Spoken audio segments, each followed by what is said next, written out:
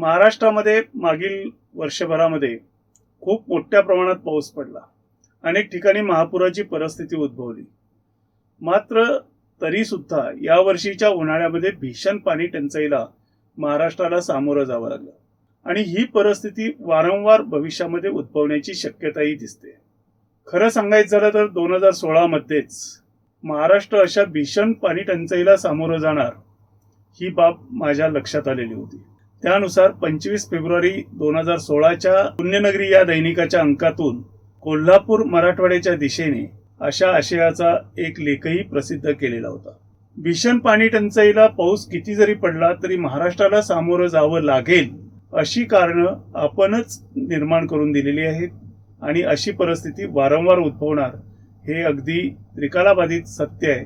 जर आपण पाण्यासंदर्भात संवेदनशील झालो नाही, त्याच्याबद्दलची अनेक प्रकारे काळजी घेतली नाही तर पाणी टंचाईला सामोरं जावं लागतं. त्याचं सर्वात महत्त्वाचं कारण म्हणजे महाराष्ट्रामध्ये जी अनेक मोठी मोठी शहरं आहेत त्या शहरांना पाणी पुरवठा करण्यासाठी जे तलाव वापरले जातात, जे पाणीसाठे वापरले जातात ते पूर्वी होते तेवढेच आहेत. मात्र मागील 20-25 वर्षामध्ये विशेषतः ज्या मोठ्या प्रमाणात या शहरांची वाढ झालेली आहे आणि तेथील वाढत्या लोकसंख्येला पाणी पुरवठा करावा लागत आहे, त्याचा ताण या पाण्याच्या साठ्यावरती येतो. ग्रामीण भागातही प्रत्येक गावागावामध्ये पाणी पुरवठा योजना राबवलेल्या असल्यामुळं मुबलक पाण्याचा पुरवठा होतो आणि लोकही पाणी त्या पद्धतीनं वापरायला लागलेले आहेत. लोकांना ती सवय झालेली आहे. दुसरं महत्त्वाचं कारण म्हणजे जागतिक पातळीवरती जी तापमानामध्ये वाढ होत आहे ती तापमान वाढ पाण्याच्या बाष्पीभवनाचं प्रमाण सातत्यानं वाढवत चाललेली आहे आणि ही पाण्याची होणारी वाफ जी आहे ती दिवसेंदिवस वाढत जाते. त्याचं कारण वातावरणामध्ये पूर्वीच्या काळामध्ये जी आर्द्रता असायची किंवा ह्युमिडिटी ज्याला आपण म्हणतो ती असायची, ती आत्ता मोठ्या प्रमाणात कमी होत चाललेली. ह्युमिडिटी कमी होण्याचं महत्त्वाचं कारण म्हणजे मोठ्या प्रमाणात झालेली जंगलतोड आणि उन्हाळ्यामध्ये जी झाडं हिरवी राहू शकत नाहीत अशी पानगळ होणारी अनेक विदेशी वृक्षांची झालेली मोठ्या प्रमाणात लागवड. शहरामध्ये येत असताना रस्त्याच्या कडेला पूर्वी दुतर्फा झाडांच्या रांगा असायच्या आणि त्यावरून त्या गावाची ओळख असायची. मात्र रस्ता रुंद करत असताना किंवा रस्त्याचं विस्तारीकरण करत असताना ही सगळी झाडं हळूहळू कापली गेलेली आहेत. जंगलामध्येही मोठ्या प्रमाणात झाडांची कत्तल झालेली असल्यामुळं आणि त्यांची जागा आता विदेशी झाडांनी घेतलेली असल्यामुळं ही वातावरणात उन्हाळ्यात सुद्धा टिकून असणारी आर्द्रता जी होती ती आता मोठ्या प्रमाणात कमी झालेली आहे. त्यामुळं बाष्पीभवनाचं प्रमाण हे खूप मोठ्या प्रमाणात वाढत आहे. झाडं हे दुसरंही काम करत असतात. जमिनीमध्ये पाणी वाहून नेण्यासाठीच्या त्या पाईपलाईन असतात खरं सांगायचं झालं तर.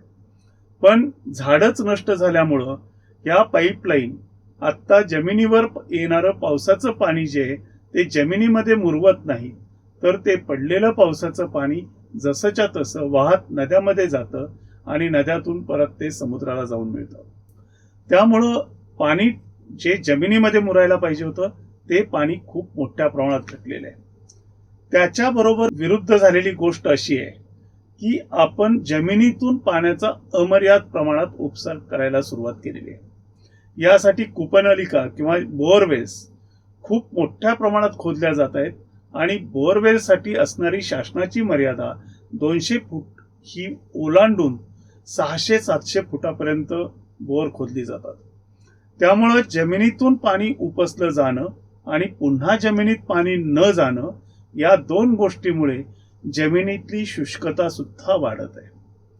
त्याचबरोबर कॉन्क्रिटीकरण मोठ्या प्रमाणात होत असल्यामुळं जो सूर्यप्रकाश पृथ्वीवरती येतो तो मोठ्या प्रमाणात वातावरणामधली उष्णता वाढवतोय आणि त्यामुळं एकूणच तापमान वाढून पुन्हा त्याचा परिणाम जलसाठ्यातील पाण्याचं बाष्पीभवन मोठ्या प्रमाणात होण्यामध्ये होतोय.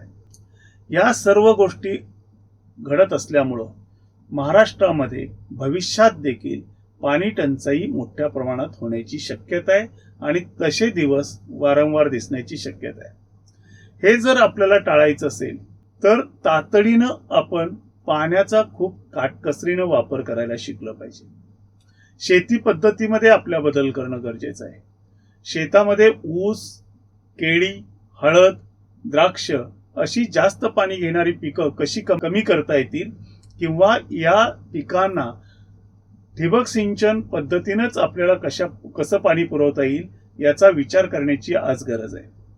दुसरा महत्वाचा भाग म्हणजे जमिनीतून उपसला जाणारा पाण्याचा साठा जो आहे तो खूप कमी करण्याची गरज आहे. 200 फुटापेक्षा जास्त खोल कोणतेही बोअरवेल मधून पाणी उपसलं जाणार नाही याची काळजी आपण घ्यायला पाहिजे. तिसरा आणि सगळ्यात महत्वाचा भाग जो आहे तो प्रतिमानशी 130 लिटर एवढीच पाण्याची गरज असते, ज्यामध्ये आपण सर्व गोष्टी भागवायच्या असतात आणि हे जागतिक पातळीवरचं प्रमाण आहे. त्यानुसारच स्थानिक स्वराज्य संस्थांनी प्रत्येक कुटुंबाला पाणी पुरवण्याची गरज आहे. त्यापेक्षा जर जास्त पाणी घेतलं जात असेल तर त्यासाठी वेगळा दर आकारला गेला पाहिजे किंवा लोकांना 130 लिटर पाण्यामध्येच आपलं दैनंदिन कामकाज जे आहे ते करायची सवय लावण्याची गरज आहे.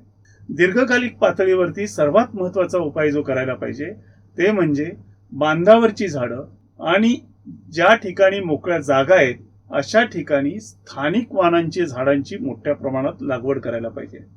निसर्गानं प्रत्येक भागासाठी काही झाडांची निवड केलेली असते आणि त्या झाडांची वाढ त्या भागामध्ये चांगली होत असते.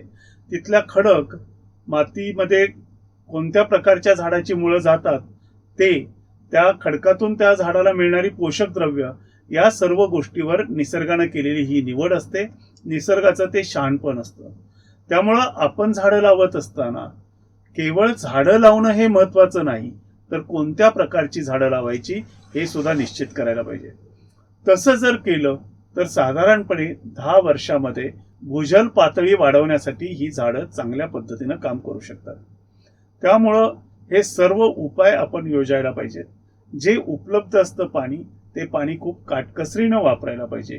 शेती असेल, उद्योग असेल किंवा कुटुंबामध्ये आपल्या दैनंदिन कामासाठी असेल, पाणी हे खूप जपून वापरण्याची गरज आहे.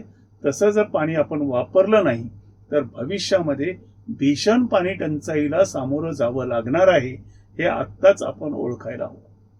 2016 मध्ये जे कोल्हापूर शहराबद्दल वाटत होतं ते सुद्धा याच सर्व कारणांच्यामुळे वाटत होतं. त्यावेळेस मला मराठवाडा राजस्थानच्या दिशेने जातो की काय असं वाटत होतं. मात्र मराठवाड्यामध्ये शेतकऱ्यांनी शेतात बांध ठेवायला सुरुवात केलेली आहे. त्या बांधावरती कडुलिंबासारखी स्थानिक वानाची झाडं मोठ्या प्रमाणात टिकवून ठेवलेली आहेत आणि त्यामुळं मराठवाड्यातली अनेक गावं आता जलसंपन्न होताना आपल्याला दिसतंय. तर या सर्व उपायांचा प्रत्येकानं विचार करायला पाहिजे. हे काम शासनानं करायचं नाही तर प्रत्येकानं मनात आणून करायचं काम आहे.